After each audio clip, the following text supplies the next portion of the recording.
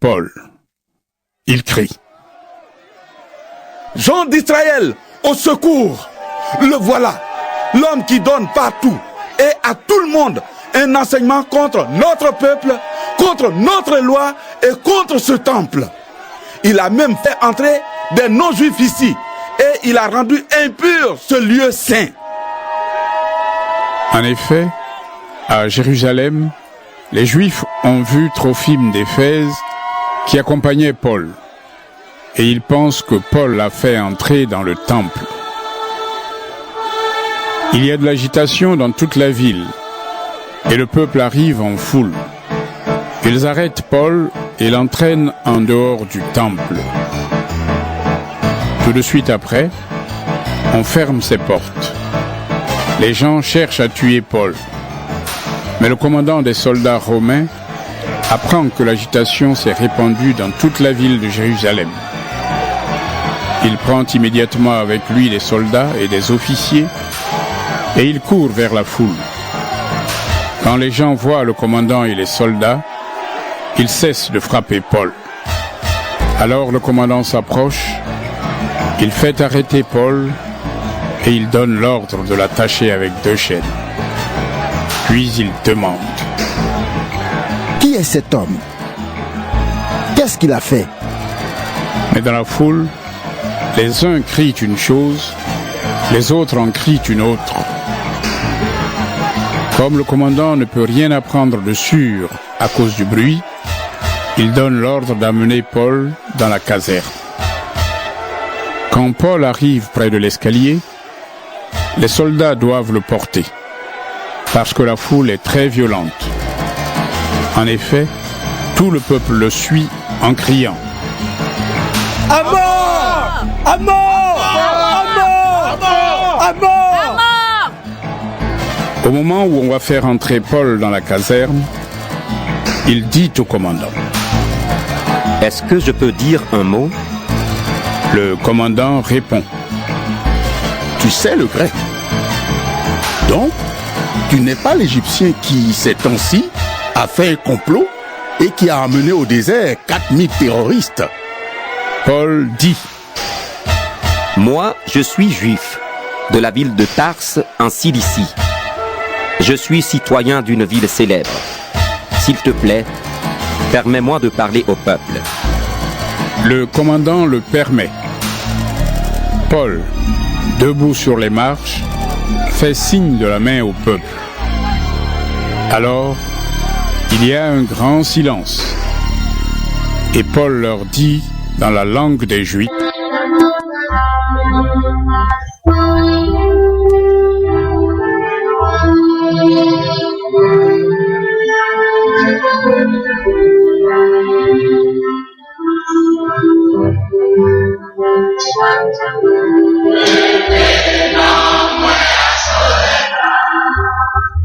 Oh,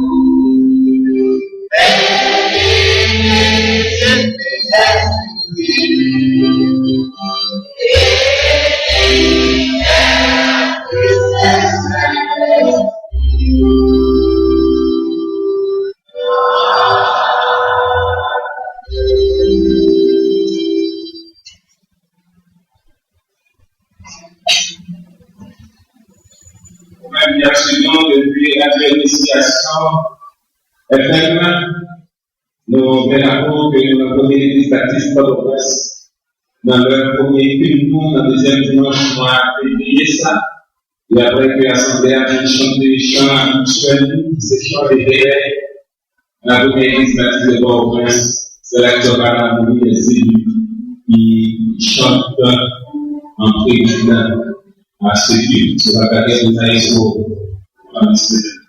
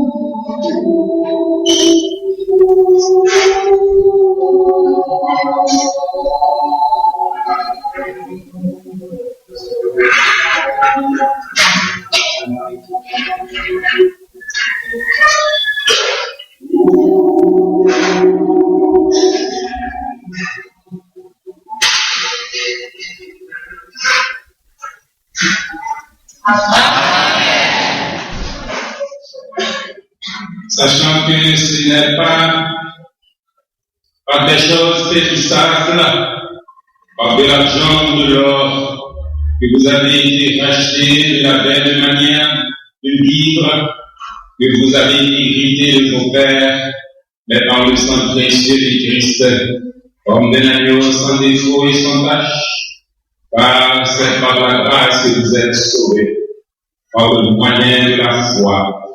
Et cela ne vient pas de vous, c'est le don de Dieu.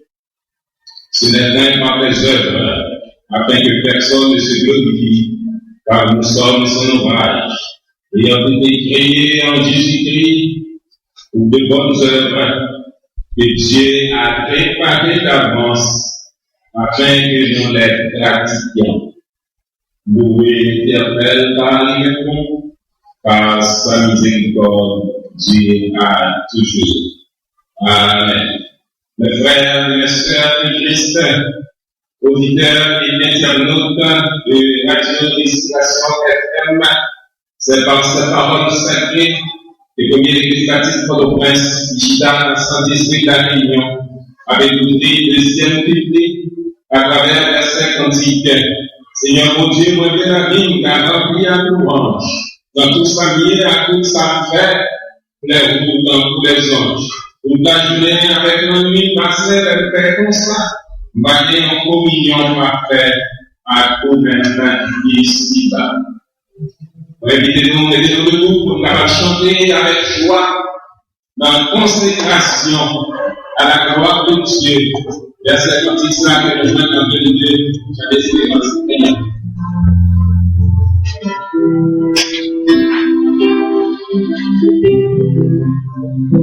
Seigneur,